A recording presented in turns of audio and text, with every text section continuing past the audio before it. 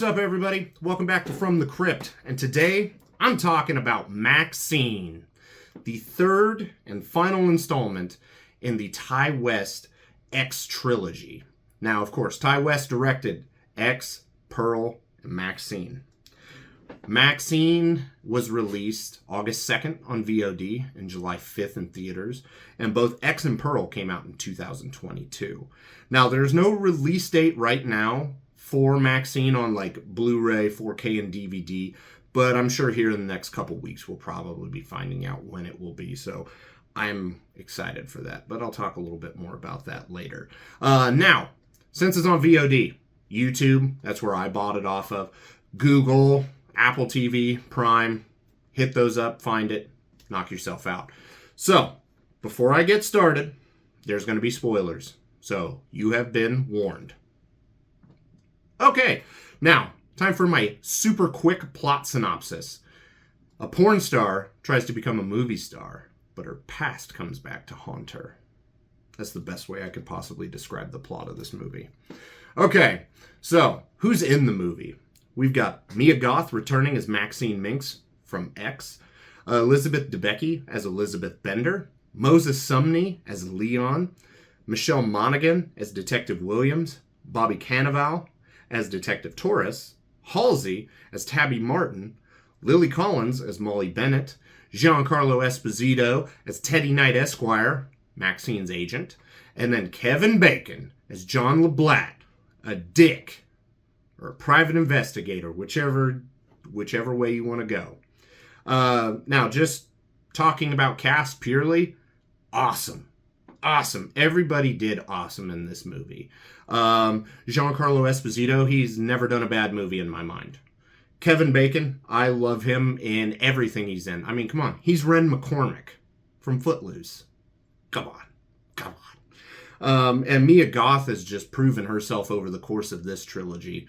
The only other thing that, I know Elizabeth Debicki has been in was Guardians 2 and 3, which Guardians 3 is probably my favorite, but I'm one of those rare birds that it's a toss-up between Guardians 1 and 2, but I thought she was great as Aisha in those movies. And Moses Sumney, I don't recall seeing him in anything. I mean, I'm sure he's been in probably something I've seen, but I don't recall by any means. Halsey, I know she's a singer. I'm not big on the music by any means, but she had a very little role, but did good.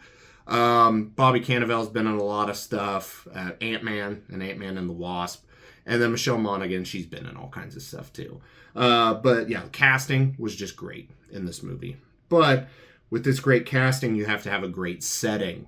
And we're talking the 80s now. Let me get my bias out of the way very, very quickly. I am an 80s child. I love everything 80s. Hair metal is my favorite genre of music. Nobody will convince me otherwise. So, it already being set in the 80s was a massive home run for me. Just because I was like, all right, I'm in this demographic it's shooting for. Okay. Now, a couple things that was mentioned during the opening credits. The PMRC, which I remember. I watched I Love the 80s on VH1. And then also VH1 did a documentary about that whole thing, which I cannot find anywhere. So if somebody knows where to find that or stream that, let me know. Because I definitely want to watch that again. It's been a long time. And then Richard Ramirez, the Night Stalker. Now, a couple other takes ago, I said Richard Ramirez is like a bigger part of this movie when he's not. Just the fact that his killings are happening and are whodunit, because that's what this movie is, our whodunit killer, is modeling their kills to look like Richard Ramirez's. So the public thinks that, but then obviously the cops are able to be like, no, that ain't quite Richard Ramirez. Now, one thing. It does have some giallo influence in this movie, with the killer especially. I mean, we're talking black leather gloves, the hat, the fedora. Can't see the face. And there's specific scenes, too, like MaXXXine in the alleyway, when it's just pitch dark, guys coming at her with a knife, but then you got the red neon lights shining from the buildings across the street. Tell me that doesn't remind you of Suspiria a little bit. Some people, oh, Suspiria is not a giallo. Well, you know what? I'm not an expert on giallos. So if you've got some to recommend for me, I want to see them. Because the only ones I've actually really seen, Deep Red, Tenebrae, and then if you want to count Suspiria. So I'm not an expert. But I could even pick up on those little influences from it. So that was totally awesome.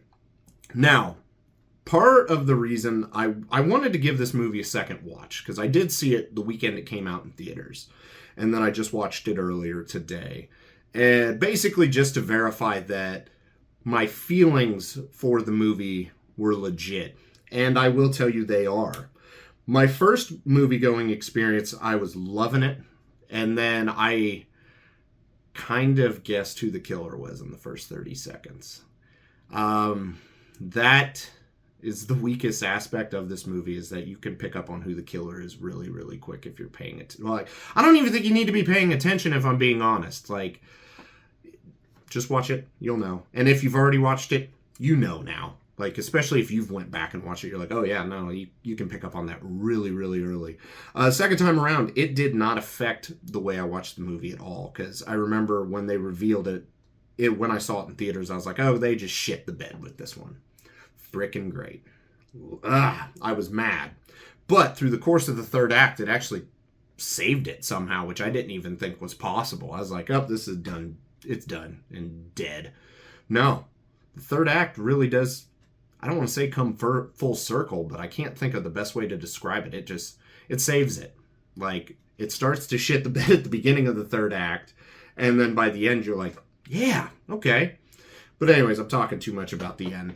Let me just see what else I got. Some other stuff I've got in my notes really quick here. Yeah, I guess we can go ahead and talk about the killer.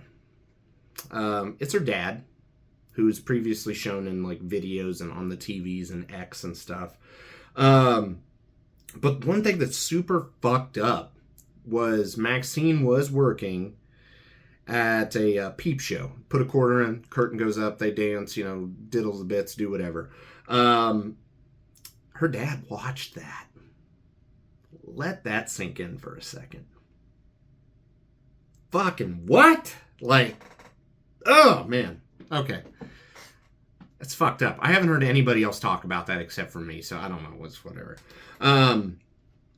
Now, there's a scene and a line that I'm going to go ahead and reference that I really enjoyed. They're not groundbreaking by any means, but when her agent tells her, go learn your lines, blah, blah, blah, and then it cuts to her snorting coke. Yeah, she's learning her lines all right. And then Elizabeth Debicki had a line when they were driving the golf cart around the movie studio about the religious people that were outside protesting. And she's like, angry people are so easy to lead. And that, at least for me, hit true, especially given the landscape of just today. So beyond true. Which, I'm going to wing this because I hadn't even talked about this with anybody yet. But I love the fact in this movie that the porn stars and the sex workers, they're living in sin. They're living a life of sin. Sorry, that's what I meant to say. But yet the religious nutbag is the one that's actually killing people. Yeah. Okay. There's that.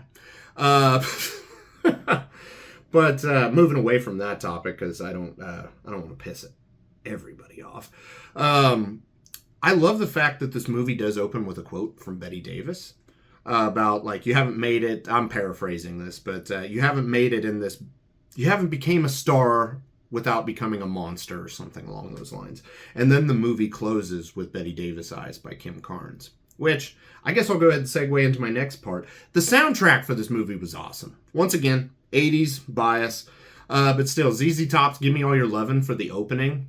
Like, especially just all the crap she just went through, like I want to be in this movie, and then crying, doing the scene very well too, by the way. And then, oh, thank you, I did so good. All right, show us your boobs. Okay. All right. And then walks out, starts playing ZZ Top. Which, by the way, Mia Goth's a horrible driver in this movie. If you haven't paid attention to that she like almost like cuts off or runs into people like 3-4 times throughout this movie. But so it does have some bigger songs in it, like St. Elmo's Fire by John Parr. As I already mentioned, Betty Davis Eyes by Kim Carnes. But then it does have some deeper cuts, like Rats, I'm Insane. I loved that. They could have just played Round and Round, like, because it's Rats' biggest song. But no, they actually played something else off of Out of the Cellar. So just totally awesome. And then Judas Priest, Prisoner of Your Eyes. They could have played like You Got Another Thing Coming or Breaking the Law, you know, anything. They chose some of those deeper cuts. And then they had some of the bigger, like not biggest hits of the 80s, but more well-known hits of the 80s. So I thought it was all in all a very good balance of that, and just overall made the soundtrack just absolutely freaking kick ass. Now, I guess, would I watch this movie again? Hell fucking yes. I will watch this movie again. And actually here probably within the next couple months, October, I want to do a marathon of all three of them just back to back to back. So really looking forward to that. Will I buy this movie? Technically again.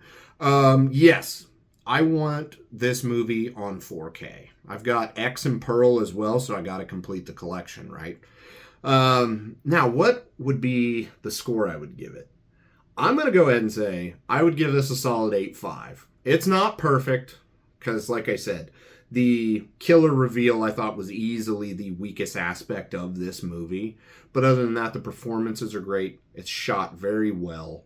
The music is great. The story just flows really good. And, you know, seeing Kevin Bacon get crushed in a car crusher, that was something I didn't know I needed, but that was awesome to watch. I might be a little twisted.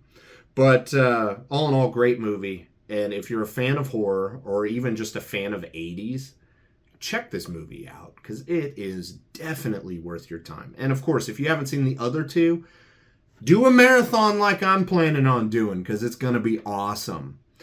So, all right, guys, that'll about wrap it up for this one. If you would, please leave a like on the video. Drop a comment. What'd you think? Like, did you... No, Derek, this movie was awful. Let me know why. Let's have a talk about it. Let's be friendly. I want to have conversations with you. And if you guys would, please consider subscribing to the channel. I would greatly appreciate it. And I know Jacob would as well, because we, of course, are always trying to grow our channel. So, yeah, like, comment, sub. I already checked all those boxes. So I guess until next time, have a good one, guys.